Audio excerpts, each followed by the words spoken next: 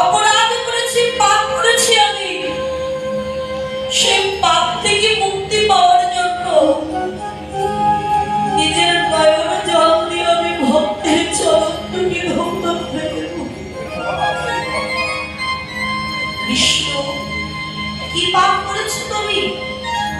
ভগবান কি কখনো পাপ করতে পারে? বাবা, আমরা যখন পাপ করি, অপরাধ করি, আমাদের বিচার করেন ভগবান শ্রীকৃষ্ণ। তিনি আমাদের বিচার করেন, সাজা দেন।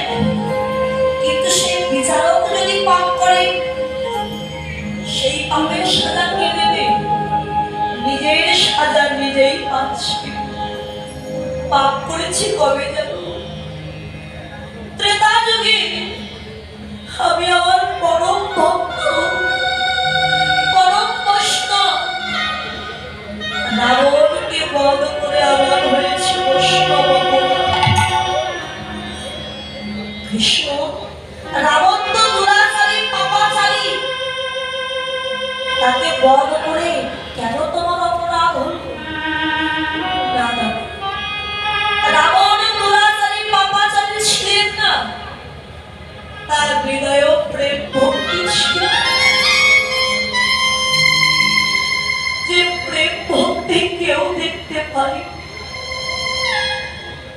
অনেকে আছে দেখবেন বাবা, বাহির কঠিন কিন্তু হৃদয়টা কোমল। সবাই বাহির থেকে ভয় পায় কিন্তু কোমল হৃদয়টা কেউ দেখতে পায়। রাবণ ছিলেন ঠিকই তেমন, তার বাহির থেকে সবাই ভয় পেত রাজা রাবণ, কিন্তু তার হৃদয়ে রামের প্রতি যে প্রেম ভক্তি ছিল সেটা কেউ দেখতে পায়নি। তাই যদি না হবে, রাম রাবণের যুদ্ধ বাঁধল, রামচন্দ্র কিছুতেই রাবণকে পরাজিত করতে পারছে না। বিভীষণ রামচন্দ্রকে ডেকে বললেন, প্রভু দয়া করো, তুমি যতই যুদ্ধ করো না কেন, আমার দাদা রাবণকে তুমি মারতে পারবে। কেন? আমার দাদা রাবণ শক্তির আরাধনা করে প্রাণে বেঁচে আছে। তাই দাদা রাবণকে যদি মারতে হয়, তোমাকে সেই শক্তির আরাধনাই করতে হবে, মানে তোমাকে দুর্গা পূজা করতে হবে। রামচন্দ্র যে অকাল বোধন পূজা করেছিলেন। আচ্ছা বিভীষণ, তা তো বুঝলাম, দুর্গা পূজা নয় করবো, কিন্তু আমার দলে সবাই বানর, হনুমান, আর আমি রাজা রাম, আমি হলাম ক্ষত্রিয়, আমার দলে তো কোনো ব্রাহ্মণ, ব্রাহ্মণ ছাড়া পূজা করবে কে? বিভীষণ বলে, দয়াময়, তুমি কি জানো না সারা অযোধ্যায়, সারা লঙ্কাপুরীতে একজনই সুযোগ্য ব্রাহ্মণ আছে, তিনি হলেন আমার দাদা রাবণ রাজা। আমার দাদা রাবণের মতো সুযোগ্য ব্রাহ্মণ যে আর কেউ না। তাই আমার দাদা রাবণকে তুমি পুরোহিতের নিমন্ত্রণ পাঠাও, যাতে এসে দুর্গা পূজাটা করে দিয়ে। রামচন্দ্র বললেন, বিভীষণ, তোমার কি মাথা ঠিক আছে? যাকে বধ করবার জন্য দুর্গা পূজা করবো, সেই রাবণ কিনা আসবে দুর্গা পূজার পুরোহিতের কাজ করতে? প্রভু দয়াময়, তুমি জানো না পুরোহিত শব্দের অর্থ কি? পুর শব্দে গ্রাম বা নগর, আর হিত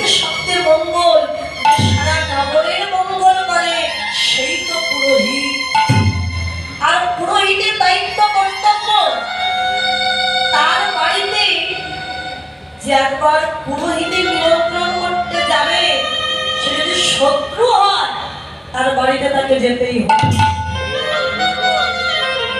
আমার বিশ্বাস আমার দাদাকে নিমন্ত্রণ করলে সে অবশ্যই আসবে। নিমন্ত্রণ করতে যাবে কি? লক্ষণকে পাঠিয়ে দাও। লক্ষণ যাচ্ছে, কোমরে একটা ছোট ছুরি নিয়েছে।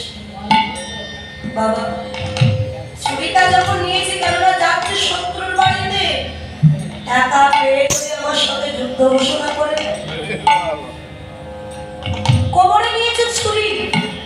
লক্ষণ যাচ্ছ পুরোহিত নিমন্ত্রণ করতে, কোমরে আবার ছুরি নিয়েছে। ফেলে দাও ছুরি, ফেলে দাও। আমার বিশ্বাস রাবণ তোমার কোনো ক্ষতি করবে না। ছুরিটা ফেলে দাও। তবু ছুরিটা ফেললেন না কেন? যদি আমার সাথে যুদ্ধ করে, রক্ষা করবার জন্য অন্তত ছুরিটা কোমরে, ছুরিটা নিয়ে গেছে লঙ্কা করে। এদিকে মন্দাদরী মা আমার তার 1 লক্ষ পুত্র হারিয়ে ঘরের দুয়ারে বসে কাঁদে, যাতে একটা পুত্র এসে আমায় মা বলে ডাকে। পুত্র শোকে মন্দাদরী মা আমার নয়নের জলে বহু কাঁদছে। লক্ষণ গিয়ে দাঁড়িয়েছে, মা ও মা। কে? কি আমায় মা বলে ডাকলো? ও লক্ষণ, তুই এসেছিস বাবা। আয় বাবা বস। সোনার সিংহাসনে বসতে দিয়েছি। লক্ষণ এসেছে, চরক ধৌত করতে হবে। জল আনতে গেছে একটা ঘটিতে করে। এদিকে রাবণের কর্ণে সংবাদ এলো, লক্ষণ এসেছে আবার। আর স্থির থাকতে পারল না, পাগলের মতো ছুটে এসেছে। ছুটে ছুটে এসে দেখে কি মন্দাদরী লক্ষণকে সোনার সিংহাসনে বসিয়ে ঘটিতে করে জল নিয়ে তার চরণ ধৌত করতে গেছে। আরে রাবণ ডাক দিয়েছে, মন্দাদরী, ওগো মন্দাদরী, তুমি তো 1 লক্ষ পুত্র হারিয়েছ। তুমি কি পারলে না মন্দাদরী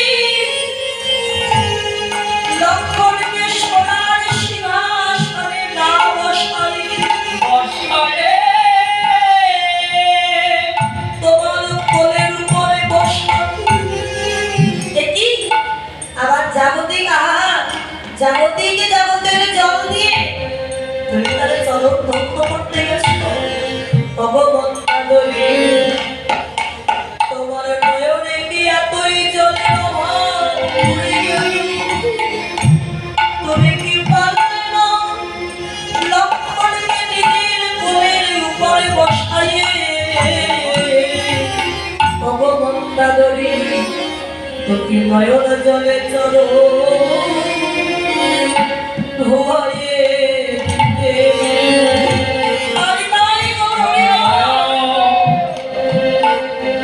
জলে ছাড়া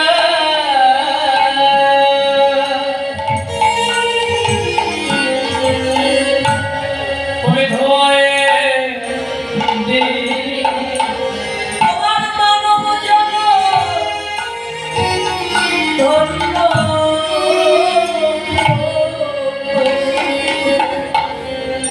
তোকে নয়ন জলে চরক ধোয়াইয়ে দিতে। তোমার মানব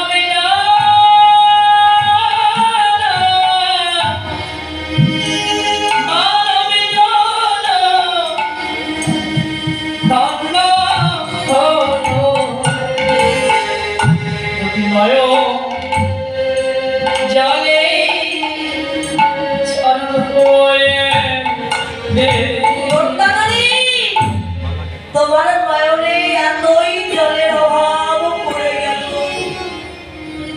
পারলে না বন্ধ করি নয়নের জল লক্ষণের চরণ তুলে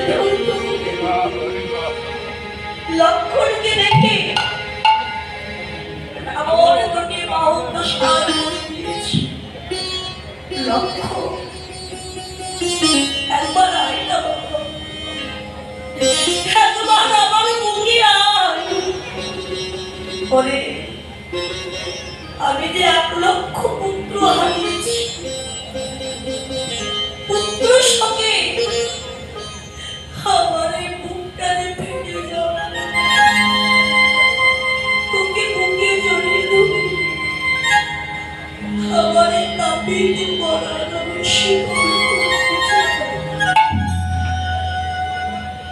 আয়না বাবা একবার বুকে।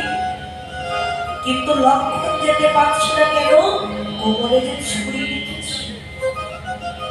ও আমার কাছে আসতে পারছিস না, ঠিক আছে আসতে হবে। আচ্ছা বল তো দেখি কেন এসেছিস আমার কি? লক্ষণ বলে শোন মহারাজ রাম, আমার দাদা রামচন্দ্র দুর্গা পূজা করবে, তাই সেই দুর্গা পূজা পুরোহিতের নিমন্ত্রণ করতে আমি এসেছি তোমার। আচ্ছা তা তো বুঝলাম, দুর্গা পূজা করবে কেন? দুর্গা পূজা করবে রাবণ বধের জন্য। যখনই বলেছে রাবণ বধের জন্য, রাবণ বলে ও আচ্ছা দাঁড়া আমি একটু গুছিয়ে আসি।